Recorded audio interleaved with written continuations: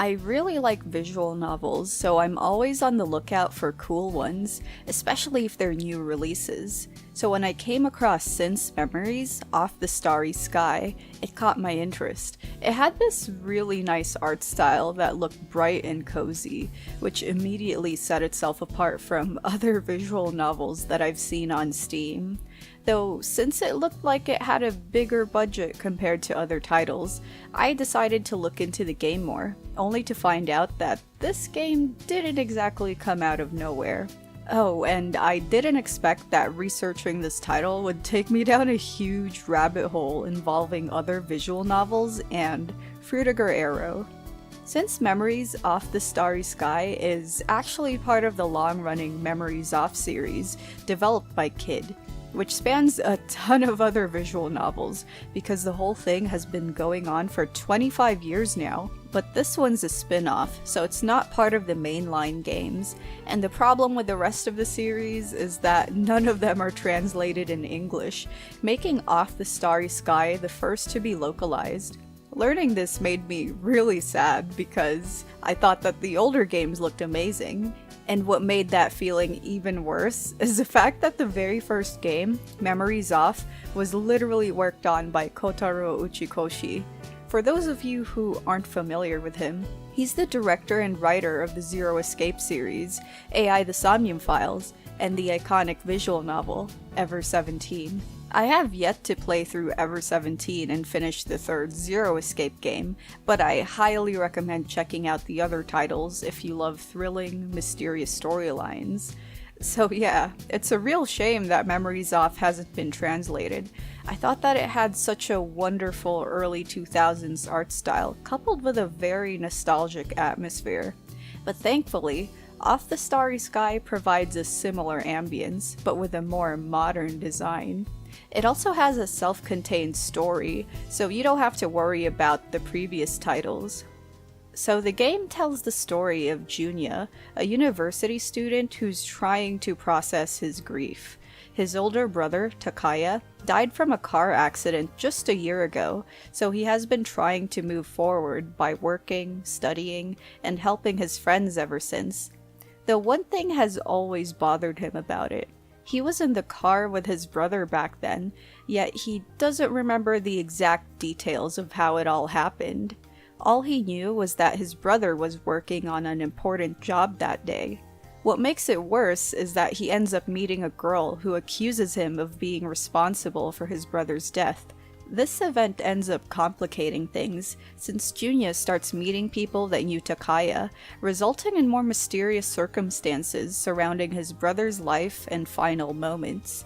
He even ends up reflecting on memories that he had of Takaya, and how he probably didn't know him as much as he thought he did. I was actually invested in the premise of the game, thinking that it would focus on Junya trying to get his memories back while learning more about his brother, and maybe even with some romance along the way. But sadly, it doesn't really focus on it until much later on, though I thought that the prologue was charming.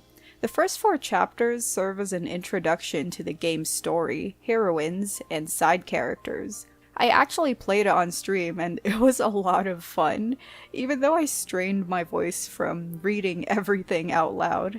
That was my choice though, since the game has full Japanese voice acting, apart from Junya's occasional voice lines. But yeah, the characters in the game were very likable, and it had this feel-good ambience to it, even though it dealt with emotional themes. Sure, the characters were tropey, like the main character's little sister being a quirky, noisy girl, and one of the main heroines being a reserved girl with an affluent background, but it was entertaining because I thought it was well executed, at the time at least. Still, I ended up having some favorites throughout those chapters, like Chunyu, Azusa, and Chihaya. But even though I found those chapters to be charming, I did notice that the game got sidetracked a lot. At first I brushed it off and thought that maybe it's because I was still in the beginning of the story, and I thought maybe it was just busy introducing the characters and showing their personalities, even though they weren't always talking about the most interesting things. but showing cute girls doing cute things can only go so far. Even when I pursued the roots of the characters I liked, I still got a bit bored from time to time. The game isn't very good with pacing at all, and when there were conflicts happening, sometimes it would feel either dragged out or melodramatic. I also found the lack of romance to be disappointing, because there's literally multiple girls that you can pursue. I mean, it exists in the roots, but it isn't as prominent as in other visual novels. Instead, the story focused on Junya developing alongside the heroines, even though it fell flat a lot. Some of the girls' paths felt more canon and detailed compared to the rest. They would even have extended endings and epilogues, so when I went for the other heroines, their storylines felt more like I was playing through optional scenarios that didn't really amount to much. Like, if I were to rank each of the roots, it would look like this. I won't talk about specific characters in detail, but I'll do my best to just mention things that they only revealed in the prologue. As much as I adored Chihaya as a character, her story went on for way too long, and it had so much family politics going on. I know a big part of it is because, well, she's literally the daughter of a politician, but I couldn't help but feel like her route could have been shortened and written in a more engaging way. Meanwhile, I found Azusa to have the most interesting route, but it was over way too soon. I thought it was weird, considering that she's an important character to the main story. Chunyu, on the other hand, well, I liked her as a character because she was better at communicating compared to the rest, but I found her route to be quite boring, maybe because it was connected to Yuriko, the idol girl, which completely lost my interest. Hinata was nice in the early hours, but I ended up getting annoyed by her, even in some parts of her route. Mostly because she would speak carelessly without considering the people around her. But I still preferred her story compared to Yuriko since I wasn't falling asleep as much. Though apart from the roots, I'd say that the biggest disappointment would be the main character himself. I thought that Junya would slowly grow throughout the game by moving past the constant comparison that he makes between himself and his late brother, but it happens very late. He ended up just trying to be like his brother instead, at least until one of the girls would call him out on it. I know it probably sounds like I didn't like the game, but there were plenty of moments that I found enjoyable, mostly when I wasn't focusing on the pacing and hoping for more interesting things to happen in each route. Watching the characters banter and talk about little things like food was fun from time to time. I thought that those moments gave this carefree vibe that made the visual novel relaxing to play through, especially if you just want to unwind for a while. It helps that the character portraits, CGs, and backgrounds were absolutely gorgeous. The colors and art style had a very soothing feel to them, which enhanced the little moments that the characters would have in the game. And the outdoor areas were great because of the lush, green environments and blue skies. All of that's elevated by the soundtrack, which is composed by Takeshi Abo. This was literally life-changing for me, since learning about that introduced me to Frutiger Aero. I mentioned earlier that Since Memories gets sidetracked a lot, so I thought it would be the perfect time to get sidetracked as well in this video by talking about music.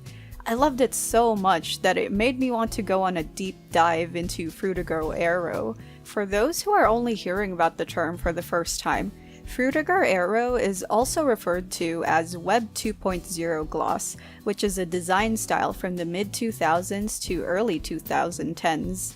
It featured bright graphics on top of glossy textures, water, bubbles, and lots of greens and blues.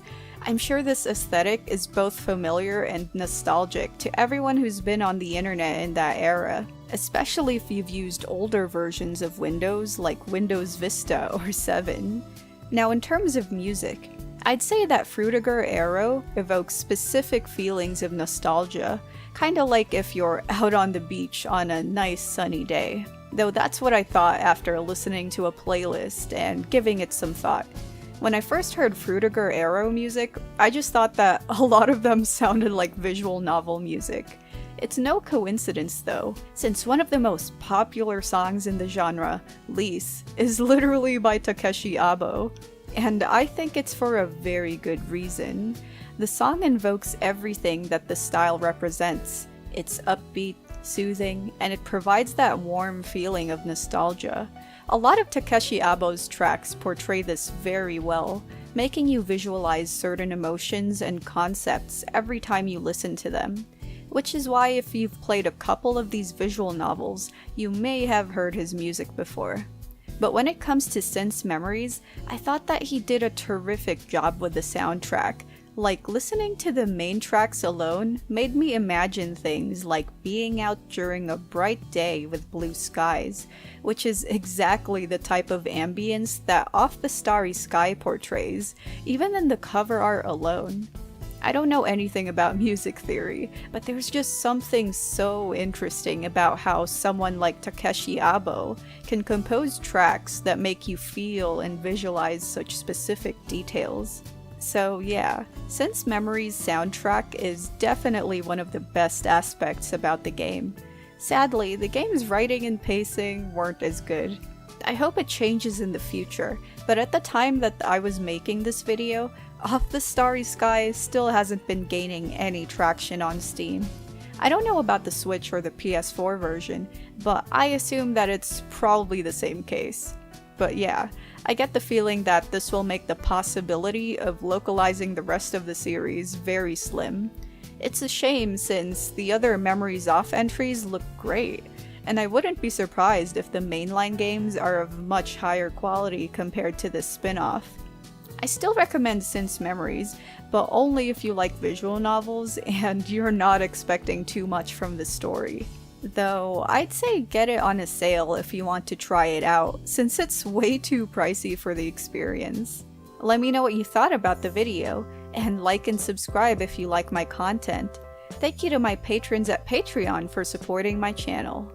I originally just wanted to review this game, but I got way too into the Memories Off and Frutiger Aero rabbit hole.